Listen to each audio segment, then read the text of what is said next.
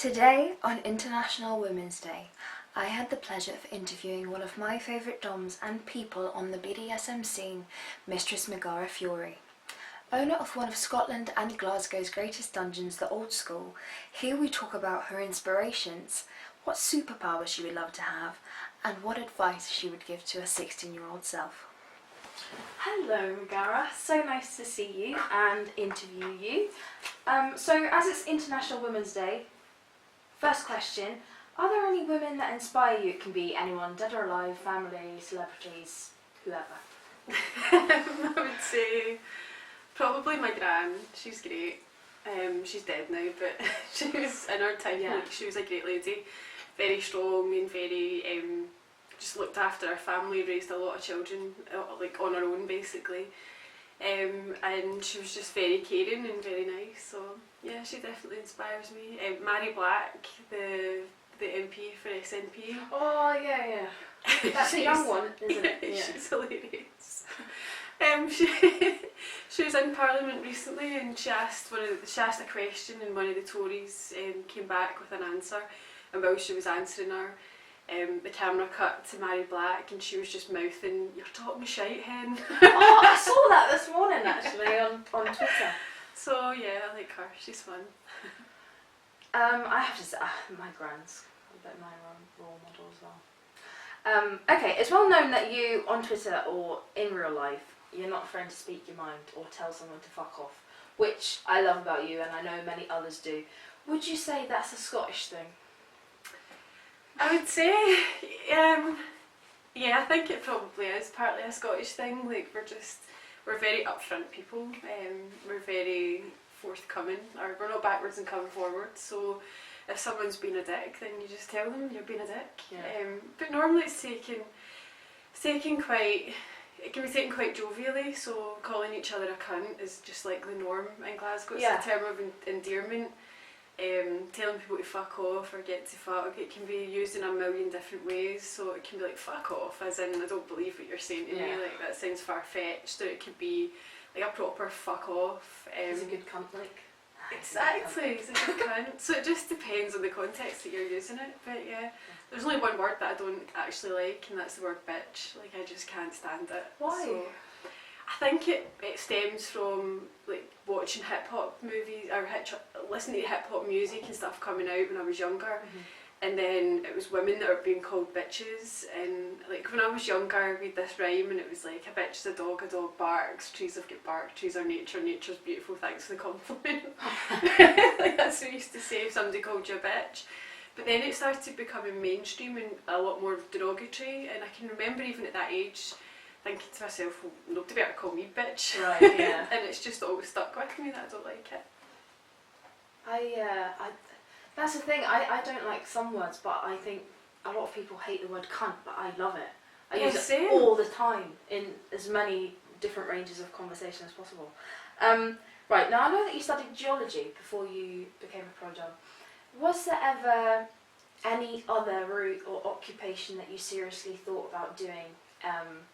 Or did you, were you interested in geoscience when you were a little 5-year-old Megara?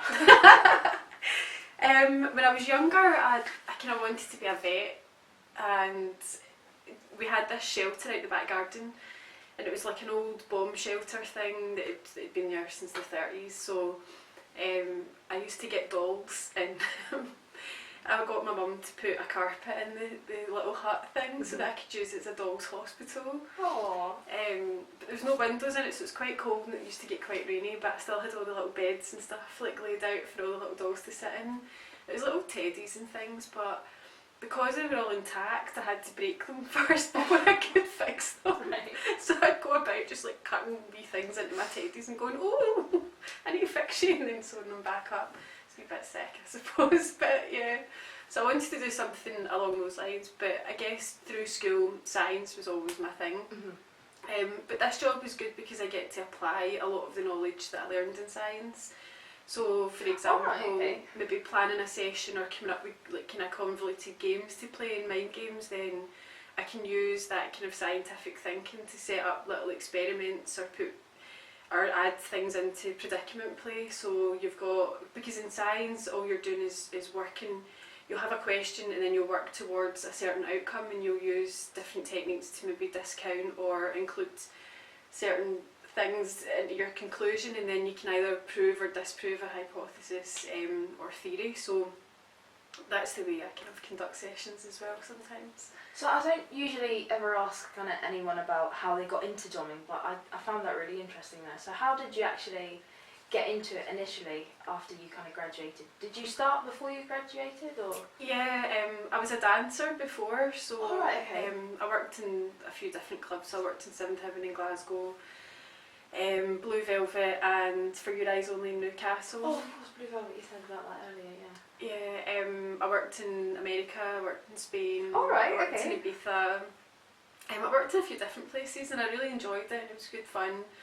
I enjoyed the control element of it more than anything else, and kink was already something that was in my life, but I just didn't know it had names, so Right, yeah. I'd already like peed in a boyfriend and like off my own back without watching porn or anything. I just felt like I wanted to do it. Yeah, pervert. And it's just something that's always been in me, so it just seemed like a kind of natural progression. I spoke to someone when I was working in Seventh Heaven one night, and there was a guy on stage getting his bum scalped because it was his birthday or stag do or something. The guy that I spoke to said to me that his friend did that for a living, so Yeah, I was like, what do you mean he does that for a living? Because that looks like great fun. And I was already at the stage where I used to sort of attract, without trying to, like attract all the guys that would want to come in and just talk about their fetishes in the VIP. Right, yeah. I had a guy who used to come in and he'd want me just to knee him in the balls while I was dancing for him, or another guy used to come in with a scarf on, and I would pull the scarf really tight while I was dancing for him, so he'd be like joking and stuff. And but was that also off your own back, or had he asked you? He'd said It'd be great if he hadn't said anything. yeah, consensual, non-consensual, no. But he used to come in all the time, and he's like, I've never had a dance like that before. And I had another guy who used to pay like double for dances, and all I would do was go in the dance room with him, and I'd take my shoes on and off because he had this like foot and heel fetish. Right, okay. So, and I didn't mind doing that. I found it a lot more interesting and fun than like writhing about and playing with your tits and stuff. It's just so boring and monotonous at times, so that's what I enjoyed doing. I used to encourage it. So when he said he knew someone that did that for a living, I asked him if he could put me in contact with her, because he said, I said, what is it she does? And he says, oh, she's a dominatrix. And I was like, oh, what's that? That sounds like a cool job title.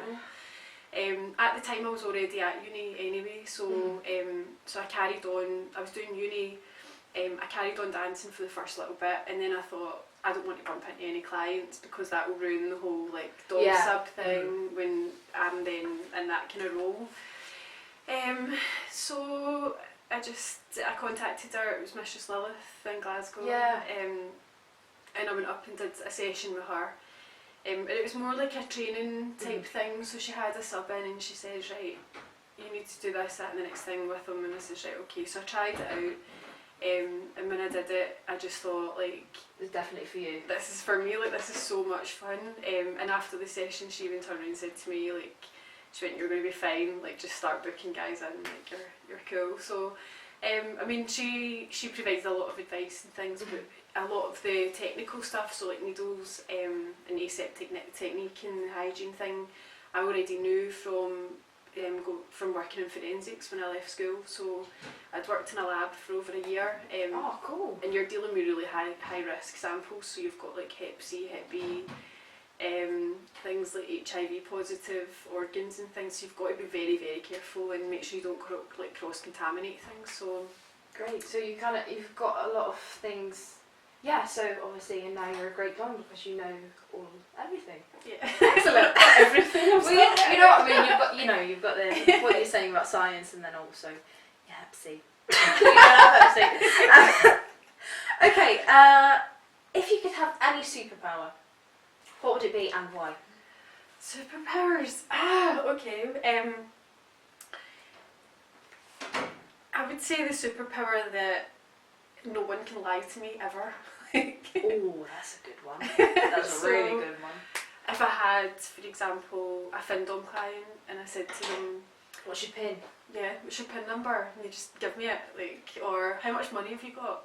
Nothing, like, or, you know, and I'd truly know they had nothing, and I'd be like, well, why are you speaking to me then? Do you have a genuine intention to book a session? Yeah, fuck off. Yeah, that's a really good one. I've never thought about that before. I can remember asking someone this before I met in a club, and he said meat vision. What the fuck is meat vision?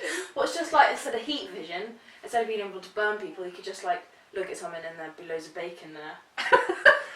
Isn't that great? Okay, do you have any standout sessions or types of sessions that you could easily pick out as your favourite? Oh god, there's so many to choose from. Because obviously you're well known for your splosh, Yeah. but is that your favourite, would you say? See, my splosh, like, it depends on the person that I'm sessioning with, so I'm quite reactions based, so if someone's reacting to me, then that kind of encourages me, and then I think, right, I'm going to do this, I'm going to do that, just to see that little reaction from them, because that really drives me. So if I'm doing splosh with someone and they're very quiet, like, I hate sessions like that. It's just my worst I nightmare. just can't, I'm like, what, because I feel bad, because I think, like, am I doing a good job or whatever, because I take pride in my work, obviously, as do you. Yeah. But like, for example, Jenny's quite quiet. Jenny was in the documentary with me in Channel 4. She's really quiet during sessions, but she does have a good time, and she comes back quite regularly, and that's good. But I've recently acquired a new splosh guy, and he's just the most hilarious person in the whole entire world. He comes in, he has sort of a little touch of autism and things, so I've got to be quite careful with, like, with, like, how I treat him and things, because, like, emotionally and with the sensitivity thing as well, so he's quite desensitised, so that's why I imagine his reactions can be very rewarding. Yeah, it's, like, super rewarding. Like, he turned up the other day with his jacket on back to front, and I was like, oh, did you put your jacket on back to front? And he was like, oh, for a wee change. Like, he's just got no inhibitions, because he is quite desensitised, so that's why he needs, like, extreme textures and extreme things, but he's so switched on, like, mentally. He's there's nothing going on in there, it's just more like the sensitivity thing, but he just doesn't give a fuck. And he'll jump in, he'll go in the bath, and I'll just cover him with things, and he's like, just keep it coming, Megara. And I'm like, yes! And I'd, like, dump a big pot of stuff over his head and loads of syrup, and he's like, oh, it's sticky. He's like, how do I look? Am I a pure mess? And I'm like, yes, you're trashed. And he's like, yes. And he loves it, and it's so much fun. Like, I love sessions like that. So you would say that those kinds are your favourite? Yeah, see, we're connected, and there's banter, and it's not super serious. Like, I really enjoy that kind of thing. I think as well, even, you know, you get quiet people that don't react, and that's just how they are, but they've really loved it. Even if they get back to me after the session and they say that they loved it, I still think it went badly because they haven't made any noise at all, and I think, oh god, it's been awful. And I always feel as well, at the end of a session, if someone's not made any noise, I always say at the end of the session, oh, how was that for you? But I think if you keep asking, it's really insecure, and you're supposed to be the dom, so you can't keep asking, but then they'll just be like, yes miss, and that'll be it. And then you're like, oh no, to find a real job. See, that's the thing, like, that I always do as well, and a lot of doms don't do it, is just to ask at the end of the session either how was it, or how can we make this better for next time, and then you're already planning your next session, so it plants that wee seed in their head as well, that there's going to be a next time, and it's going to be even better because we're now working together. And, like, I think that's really important, because it has to be a two-way street, so that's what makes people good doms, I think. Yeah, definitely. I mean, I know I've worked with quite a lot of doms who don't do that, and, you know, they just do whatever they want, and that is totally right for some subs, but I can't, I'm too, like, I couldn't. you okay? You're alright. Yeah, because they are human beings as well at the end of the day, so... Steamroller dom. Each to their own, I suppose. Yeah. Okay, not necessarily to do with domming. If you could go back in time and tell 16-year-old Megara anything, what would you say? I'd say start domming sooner. Yeah. I genuinely would. Because this is the most fun I've ever had in a job, so, and since I started domming, I've never worked a day in my life, because it just doesn't feel love what you're like, doing, yeah, it doesn't feel like a job, so I would say still travel, like travel more than I had done, because I have travelled quite a lot anyway. Travel, don't waste time in boys, and just be a dom, like go for it. So yeah, that's what I would do. Fab. Okay, if you won 10 million today, what's the first thing you'd do? 10 million? Oh, I would definitely extend the dungeon. Like that would happen in an instant. I think it's great as it is, but yeah, I suppose you. What would you get? What, like, if you were extending the dungeon, what would the extension consist of? Well, this would definitely be. I would buy the 2 flats upstairs, and I would convert it into one big fuck off house. I would extend out of the, like, at each side of the utility, so the bottom floor is all connected by like a big glass tunnel. Like that's what I see in my head. It'd be gorgeous. But this would be like obviously a working dungeon, but then I would live away from here, because I could run big grand events in here because of the big high ceilings, and it is quite grand. I'd make sure that my dad never has to work or do anything, like he'd be sorted. And then I would give a big chunk away to charity, just cause, I don't know. Any charities in particular you feel quite passionate about? I would say anything to do with homelessness or alcoholism. Right. They'd be the 2 that I would do. Getting people back to work, or getting them through their addictions, or putting people into a house, because there's so many people that just don't have a home, and it's not fair. So I would do that. And fuck the vet thing then. Fuck animals. I don't care about them anymore. Animals. I've got 2 cats that I'm putting on Gumtree next week, so. Oh. Not really. I know how you feel. I know how you feel. It's my version of Maggie Murphy, so. But I would go back, I'd buy a castle or something. Like a big mansion would be good. So would it be, I'm guessing it would be in Scotland, you'd buy a castle? Yeah, the Park Circus registry office is for sale. No. 1.5 million. I walked a dog there the other day, and I was just like, oh, like how much? 1.5 million. It's, I think 4 floors, a big lift terrace. Gorgeous. And it's as if someone just hacked my brain and decorated the house for me. It is stunning. I'm going to need to Google that when I get in. I know, and it's lay empty for 4 years. It's been reduced from 2 million down to 1.5. So if I had my 10 million, like I would go buy that. And I would also buy that castle over there, whoever it is. I'd just boot them out. Just have castles everywhere. Oh, imagine if you could have like an actual castle dungeon. Oh my god, that'd be great. There's sconces on the wall. Or even like a big old mill or something to make like the Kink.com building again, but put it in Scotland, because that one's shut down as well. Is it? I didn't know that. Which will be a sad loss, and then I'll get Mistress Marilyn to come and work, and it'll be great. So and where we'll be best friends. is it San Francisco that's in? I think it is, yeah. Right. Okay, would you say that you have any bad habits that you wish you could stop? I would say biting my nails. Like, I'm really bad for it, so I've always got false nails on. But I do that because I don't like the feeling of human nails. I've never liked it, so. What do you mean, as in you don't like the... Like, I've tried growing my nails before, but anytime they touch anything, it gives me the absolute heave. The bulk. The bulk, exactly. So I've always got plastic ones on. But yeah, I don't like doing that. Other bad habits, probably not responding emails immediately. Because what I do is I open it and then I get distracted by something. You forget. And then I'm like, fuck, I've not responded to that. And then I get the fear because I've not responded, and then that delays it another day. And I'm like, I've got too much on. So yeah, I need to be more on the ball, I think, with admin. So okay. Yeah, I am really bad for biting my nails as well. I think, I don't know, my grand's got really long nails and they freak me out. I don't, like, I like guys with long nails are like pedos to me. Like, stop it! It's like, I used to go about with a guy and he was a magician, which was bad enough, but he had one long nail. No. Just one crack nail. Have you ever gone and got your nails done at one of those places where you've got like the kind of Thai or Filipino people, and they come in and they do your nails, but they've always got a long thumbnail and they push your cuticles back with it? One time and one time only that happens. I was like, I'm never coming back here. I just stopped this interview because I feel ill. No, that's horrendous, honestly. I think honestly, there's nothing that turns my stomach about a guy that is worse than long nails. It's disgusting. Like, I know that for some it's a religious thing to have a long nail because it means just one, but it's like a cultural thing. Right. Yeah. when I worked in phones for you for a long time, and there was a lot of guys that used to come in that were like kind of Asian, Middle Eastern looking, and they had, or Chinese as well, they'd one long nail, and it was like I know, I'd be like, I can't stop looking at this. But using it to dial the phone and picking their ears and stuff. Oh.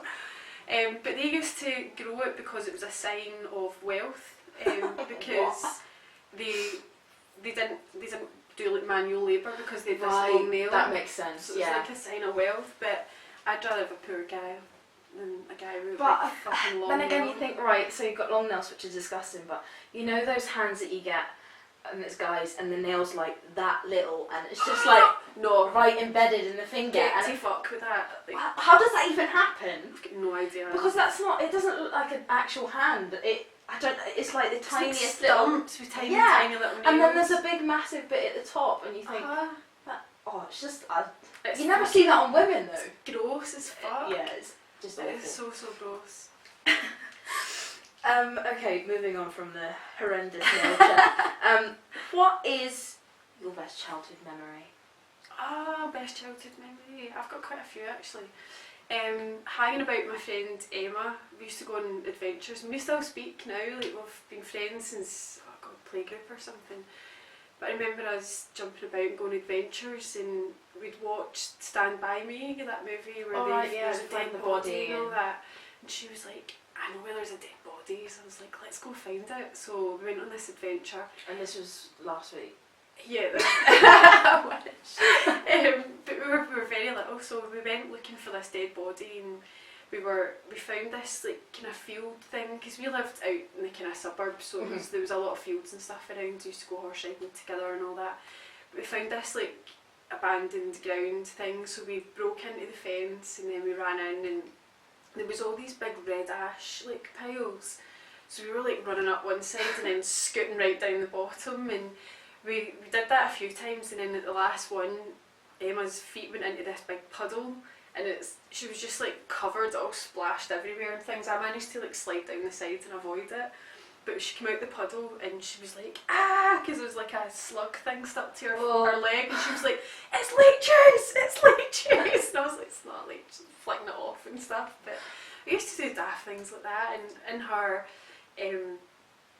house she had this like loft thing, but it wasn't even floored, it was literally like the beams. Oh right, yeah. And then like the insulation wool stuff. Yeah. So the we had to like shit, yeah. try and stand on the beams. We weren't supposed to be up there.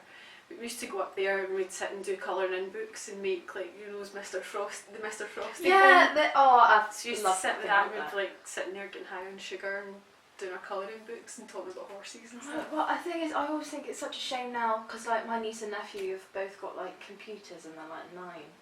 And it's like, I can remember, you know, falling off my bike, Yeah, same. fucking teeth falling out, everything, yeah. Well, Emma wanted to make a sand pit one time, and she said there's a guy down the road and he's got sandstones in his garden. If we collect enough of them, we'll be able to make a sand pit. The sandstones are like that size. So we went down with our bikes, down the way down, and she was like, no, the guy is like super angry, so we need to be fast. And I was like, okay, this is not a good idea, but I'll just go with it anyway because it's Emma. So we biked all the way down with the wee baskets in the front of our bike, and we're like picking all the sandstones out, and the guy came out and he's like, right, put your hands down, and we're like screaming and stuff, and he grabbed our bike and tipped it upside down through it and stuff. And all the sandstones. Yeah, we were like so we just went home and did like a handstand competition instead in the back garden. If only you could still live that life. I know. Okay. Oh, God, I'm just getting sad because I'm no longer 5 now. Well, we could roleplay that if you want. Yeah, I'll book a session. Right, in fact, when did you last see Emma then? The last time I Your saw fellow Emma adventurer. was about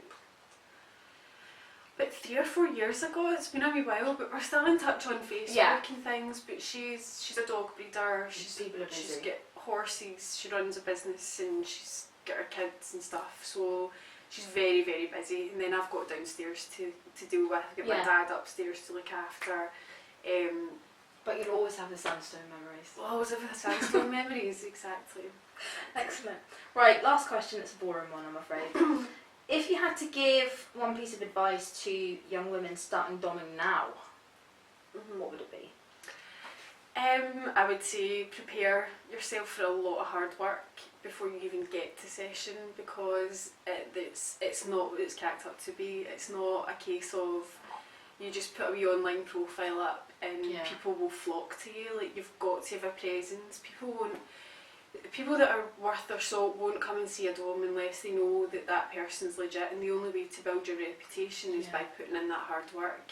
Get along with your fellow doms as well, because that's one of the big things. Oh, I have to agree with that, yeah. Is don't piss other doms off, don't see them as competition, because ultimately when you get a bad client or they get a bad client, these are the people that are going to let you know about it. Other clients. Yeah, I was thinking earlier actually, because you tweeted something the other day, and it was, if you've already crossed a line for someone else, then you've crossed my line. Yeah. And I think that's totally true. I think, you know, it's a shame, although I get on with loads of doms, that isn't more of a community in that you get to know all of the bad ones, because I just think that it should be, because, like you said, it's hard work, and it's also a little bit dangerous, so...